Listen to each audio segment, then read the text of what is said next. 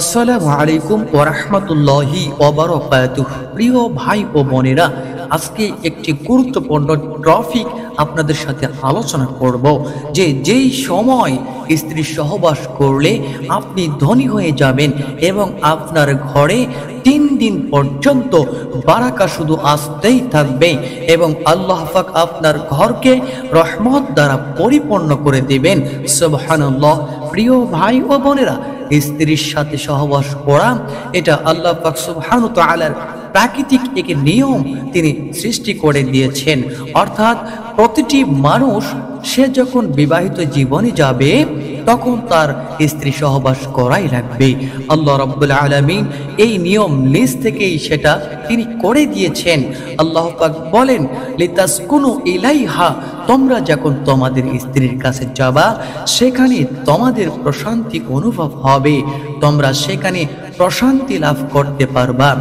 ওয়াজআলা বাইনাকুম মা'আদ্দা ওয়া রাহমা, এবং তোমার স্ত্রীর মধ্যে আর তোমার মধ্যে আল্লাহ পাক এক ভালোবাসা সৃষ্টি করে দিবেন। আল্লাহু আকবার। এই স্ত্রী সহবাস আমরা কখন করলে ঘরের মধ্যে রহমত, বরকত, সাকিনা নাজিল হবে, এটা খুব গুরুত্বপূর্ণ একটি বিষয়। 2টি সময় আমি আপনাদেরকে বলে দিব। সেই 2টি সময়ের মধ্য থেকে 1 নাম্বার সময় হলো রাতের বেলা। আপনারা যখন ঘুমিয়ে পড়বেন, খুব দ্রুতই ঘুমিয়ে পড়বেন, কিন্তু তাহাজ্জুদ নামাজের সময় ঘুম থেকে উঠে যাবেন। ঘুম থেকে ওঠার পরে আপনারা তাহাজ্জুদ নামাজ পড়বেন এবং ফজরের নামাজ পড়বেন। ফজরের নামাজের পরে এরপরে যদি আপনি সহবাস করেন, ইনশাআল্লাহ আল্লাহ সুবহানাহু ওয়া তাআলা আপনার ঘরের মধ্যে রহমত, বরকত, সাকিনা নাজিল করে দিবে।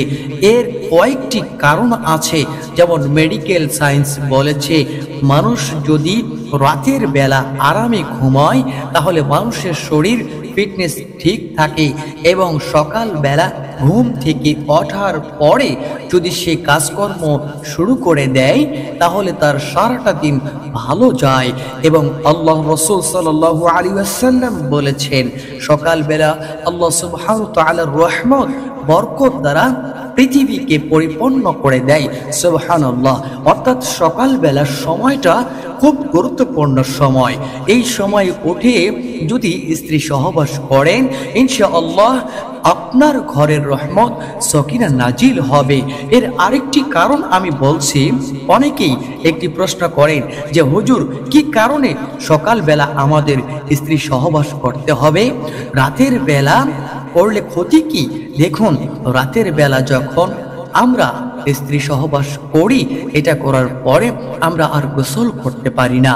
বিভিন্ন কারণে হোক অথবা লজ্জার কারণে হোক, মানুষ দেখবে, ফ্যামিলির অন্য মেম্বাররা দেখবে, হয়তোবা এই কারণে আমরা গোসল করতে পারি না।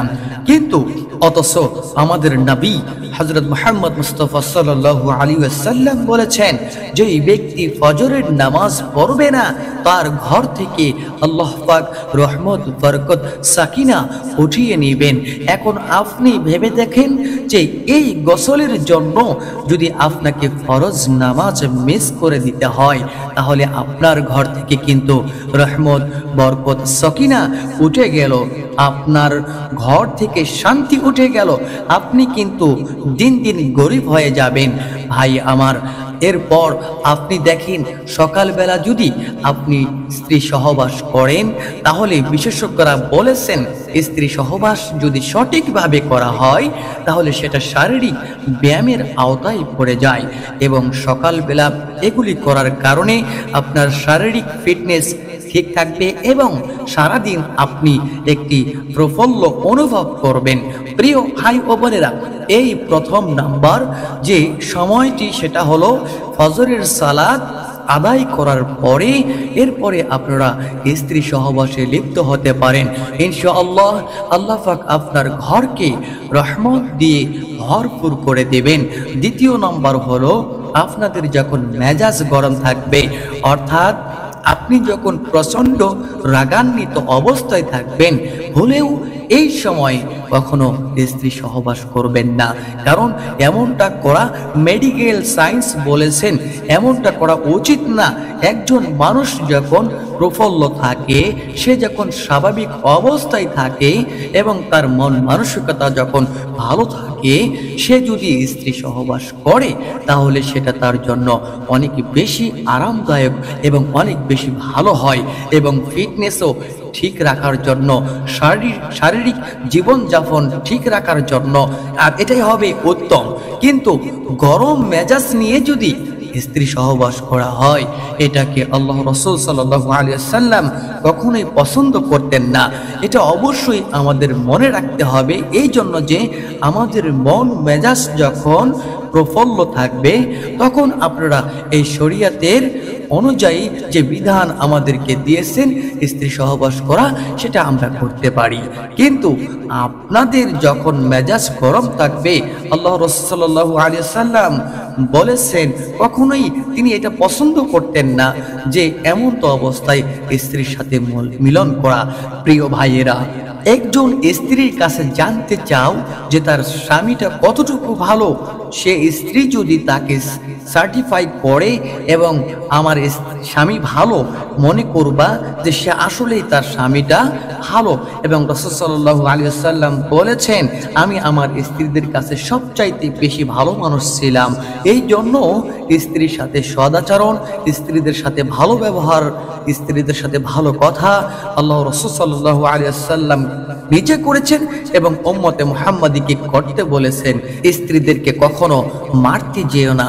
যদি একদম বেশি প্রয়োজন মনে করো তাহলে বেতের মধ্যেও তুলা লাগিয়ে সেটা দিয়ে মৃদু আঘাত করো, চেহারায় আঘাত করো না। আর আজকাল দেখা যায় স্ত্রীদেরকে ধরেই আমরা মারধর শুরু করে দেই। এজন্য স্ত্রীদের সাথে সদাচরণ অবশ্যই আপনাকে করতে হবে। আল্লাহ রাব্বুল আলামিন আমাদের এই কথাগুলি বোঝার তৌফিক দান করুক, এর ওপর আমাদেরকে আমল করার তৌফিক দান করুক। প্রিয় ভাই ও বোনেরা, ভালো থাকবেন, সুস্থ থাকবেন। দেখা হবে অন্য একটি ভিডিও নিয়ে। আসসালামু আলাইকুম ওয়া রাহমাতুল্লাহি ওয়া বারাকাতুহু।